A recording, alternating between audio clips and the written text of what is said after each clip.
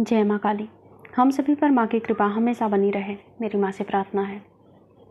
एक प्रश्न तुषार जी का है, जिन्होंने लिखा है कि अगर माँ काली की हम आराधना करते हैं तो गुस्सा बहुत आता है, फिर हम साक्षी भाव में रहकर ध्यान साधना कैसे करें। इनके प्रश्नों का मैं जवाब दूं उससे पहले मैं इनके बारे में कुछ बताना चाहूँगी। ये भारत के पूर्वी हिस्से से आते हैं और ये इनका जो उम्र है वो 25 से 30 साल के बीच की है। पतले से हैं, ज़्यादा हेल्दी नहीं है, कदकाठी ठीक ठाक है। सोचते बहुत है, तंत्र मंत्र में इनकी ये बहुत ही ज़्यादा लगे हुए हैं, जिसकी वजह से इनका भविष्य ख़राब हो रहा है। सोचते बहुत ही ज़्यादा हैं, हर चीज़ के बारे में करना बहुत कुछ चाहते हैं, पर होता कुछ भी नहीं है। मैं सच बोल रही हूँ, इस बात का आप कंफर्मेशन कमेंट के माध्यम से ज़रूर दीजिएगा। चलिए आपके सवाल का जवाब देते हैं। साक्षी भाव में रहना किसे कहते हैं? साक्षी भाव का मतलब होता है, जैसे कि हम टीवी देख रहे हैं, टेलीविज़न देख रहे हैं, उसमें कोई मूवी चल रहा है, उस मूवी के सभी पात्रों के बारे में हम जानते हैं।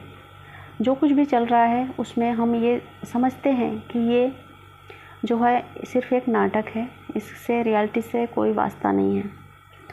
फिर हम टीवी देखते हैं और देखना बंद करते हैं और उसे भूल जाते हैं।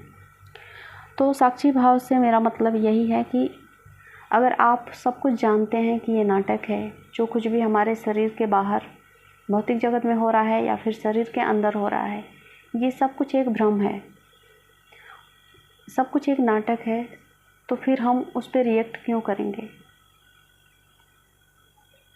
जब हमने सब कुछ जान लिया, हम पूरी तरह से सजग हो गए, हमारी चेतना पूर्णतः जागृत हो चुकी है, जब हम सब कुछ जानते हैं कि ये नाटक ही है, तो मतलब किसी भी चीज़ के ऊपर हमें ऐसा रिएक्ट क्यों करना।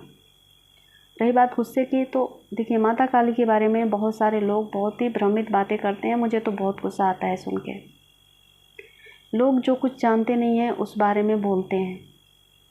माता काली को क्रोध क्यों आया था, इस बारे में आप जानते हैं, फिर उनको क्रोध की देवी आप हमेशा के लिए उनको क्रोध की देवी साबित क्यों कर दिया। ये कुछ तांत्रिक वगैरह जो रहते हैं उनकी ये बातें होती हैं। बाकी जो हम जैसे भक्त लोग हैं, जो माँ काली को हम हमेशा से अनुभव करते आ रहे हैं, मैं तो अपनी आध्यात्मिक अगर जर्नी बताऊं तो मैं पैदा भी नहीं हुई तभी से मेरी आध्यात्मिक जर्नी शुरू हो गई। अब आप कहेंगे कैसे, तो मेरी माँ जो है वो पूर्णतः आध्यात्मिक हैं, माँ काली की भक्त हैं। और मैंने 8 से 9 साल की उम्र से ही नवरात्रि का जो उपवास है, व्रत है, पाठ है, वो सब कुछ तब से लेकर अब तक मैं करते आ रही हूँ। जो कुछ भी मैंने पाया है अपनी माँ से ही पाया है, और जो कुछ भी मैंने माँ के अनुभव किए हैं साक्षात रूप में या फिर स्वप्न के माध्यम से या फिर मेरे आसपास होने वाले घटनाओं के माध्यम से, तो मैं जितना मेरी माँ को जानती हूँ, मैं जितना अपनी माँ काली को जानती हूँ, माँ काली को तो गुस्सा नहीं आता। क्रोध की देवी उन्हें कैसे साबित कर सकते हैं कोई, और कोई भी कैसे कह सकता है कि माँ काली के भक्त जो हैं वो बहुत ही ज़्यादा गुस्सा करते हैं, या फिर जो कुछ भी उनका जो कोई उनकी साधना करता है उनको बहुत गुस्सा आता है। हाँ, गुस्सा आता है, गलत बातों पे गुस्सा आता है, गलत होते हुए देखते हैं तो गुस्सा आता है। पर देखिए आपकी बातें भी सच हैं, गुस्सा आता है, माँ काली के साधकों को गुस्सा आता है, लेकिन वो गुस्से पर नियंत्रण करना भी जानते हैं। वो गुस्से में कभी भी कोई भी गलत काम कर ही नहीं सकते, या फिर गुस्से में किसी को अपशब्द भी नहीं बोल सकते। वो अपने आप को पूरी तरह से जानते हैं, जो माँ काली के सच्चे जो भक्त होते हैं। ठीक है, तो इस तरह से साक्षी भाव और माँ काली की आराधना करने वाले की जो भाव है, दोनों को आप समझ सकते हैं।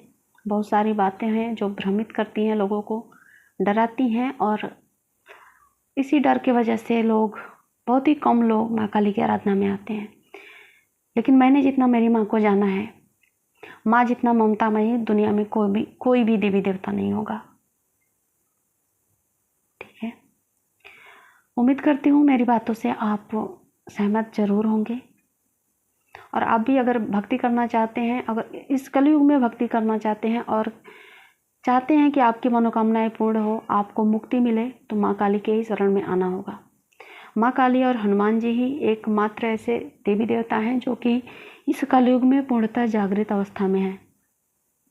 मैंने महसूस किया है, बहुत सारे साधक महसूस करते हैं, बहुत सारे लोग महसूस करते हैं। आज की वीडियो में बस इतना ही।